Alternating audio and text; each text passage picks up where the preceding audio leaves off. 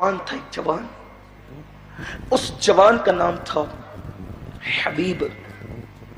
حبیب ایسا جوان تھا کہ دولت کی ہوس نے اس کو سود کا کاروبار کرنے کے لیے مجبور کر دیا تھا۔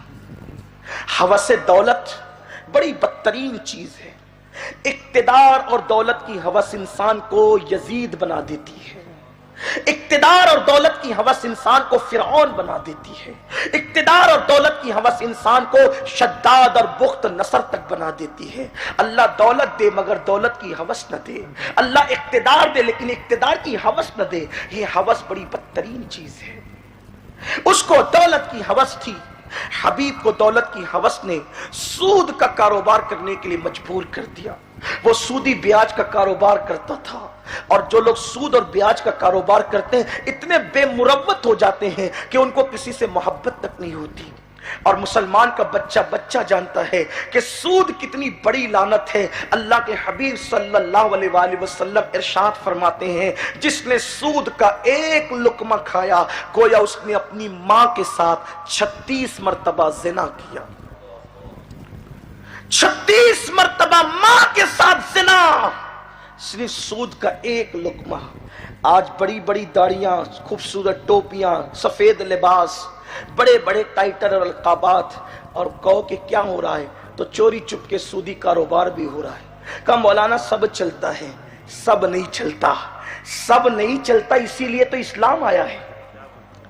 اسلام کی آمد سے پہلے سب چل رہا تھا، اس سب نہیں چلتا تبھی تو خاتم الانبیاء کو بھیجا، سب نہیں چلتا تبھی تو طائف کی وادیوں میں پتھر کھائے، سب نہیں چلتا تبھی تو احد میں دندان شہید کروائے، سب نہیں چلتا اسی لیے تو مکہ چھوڑ کر مدینہ ہجرت کی، تاکہ اللہ کے رسول بتا دے پتھر کھانا چلتا ہے، دندان شہید کروانا چلتا ہے، وطن چھوڑنا چلتا ہے، مگر سب نہیں چلتا۔ چلتی ایک ہی چیز ہے جسے اللہ کا قانون کہتے ہیں، خدا کے قانون کے سوا کچھ نہیں چلتا۔ یہ جو فکر ہے کہ سب چلتا ہے یہ کافروں کی بولی ہے، یہ مومن کی بولی نہیں ہو سکتی۔ صرف اللہ کا قانون چلتا ہے، یہ مومن کی بولی ہے۔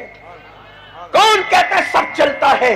اگر سب چلتا تو سب چل ہی رہا تھا، سب چل ہی رہا تھا، سب کو ختم کر کے آیا۔ ان الدین عند اللہ اسلام، اللہ کے نزدیک صرف اسلام دین ہے۔ والحافظون لحدود اللہ، جو اللہ کی حدوں کی حفاظت کرتے، وبشر المومنین، ان مومنوں کو جنت کی بشارت ہے، ان مومنوں کو خوشیوں کی بشارت ہے۔ تو بہرحال عرض کر رہا تھا کہ اس حبیب نامی شخص نے سودی کاروبار شروع کیا۔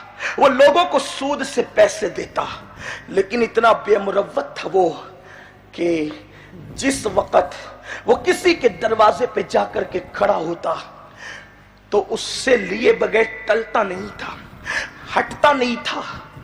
ایک دن کسی غریب کی چوکھٹ پہ پہنچا۔ ظاہر سی بات ہے اکثر مجبور ہو کر کے لوگ سود لیتے ہیں، لیکن اس کی اسلام نے اجازت نہیں دی۔ مجبوری کاہے کی؟ کھانے کے لیے سود لیتے ہو؟ کیا فاقہ نبی کی سنت نہیں؟ بیٹی کی شادی کے لیے سود لیتے ہو؟ کیا ضرورت ہے ایک شادی میں 5 ڈش پکانے کی؟ بغیر کھانے کے بھی تو بیٹی کو رخصت کیا جا سکتا ہے۔ خوبصورت لباس شو روم سے خریدنے کے لیے سود لیتے ہو؟ کیا تمہیں پتا نہیں کہ نبی نے اپنی بیٹی کو شادی کے دن جو چادر اڑائی تھی اس چادر کے اندر بھی کئی پیون موجود تھے؟ جب پیون والی چادر نبی اپنی بیٹی کو اڑا کے رخصت کر سکتے ہیں تو ہلکا سا دوپٹہ ہم بھی تو اڑا کے رخصت کر سکتے ہیں۔ نبی کے نام پہ جان دینے کی بات کرنے والی قوم آخر نبی کے کردار پہ عمل کب کرے گی؟ کہا نہیں، وہ عزت کے لیے، ناک کے لیے۔ ارے نادان، عبادت کر کے اگر کوئی تعریف مقصود رکھے تو اس کی عبادت بھی گناہ میں شامل ہوتی ہے۔ تعریف کی خاطر عبادت کرنا بھی جہنم میں لے جاتا ہے۔ اگر عبادت تعریف کے لیے، تعریف کی لالچ سے کی جائے تو وہ عبادت جہنم میں لے جائے گی، اگر گناہ تعریف کے لیے کرے تو وہ گناہ کہاں لے جائے گا؟ آپ کہتے ہیں کہ بس سماج میں ناک بچانے کے لیے کہ دیکھو اس نے اپنی بیٹی کی شادی کیسے کی، چاہے سود سے پیسہ لینا پڑے۔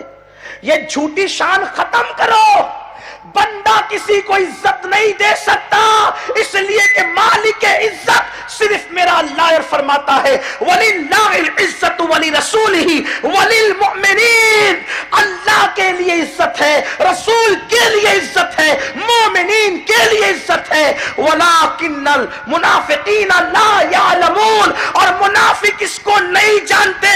ارے دنیا کیا عزت دے گی جو خود عزت والی نہیں، وہ تمہیں عزت کیا دے گی؟ میرا اللہ عزت دے گا، اور جب خدا عزت دیتا ہے تو زمین کے اوپر رہو تو بھی عزت ملتی ہے، زمین کے اندر جاؤ تو بھی عزت ملتی ہے۔ اور میرے امام پکار اٹھتے ہیں، نکیرین کرتے ہیں، تعظیم میری فدا ہو کے تجھ پہ یہ عزت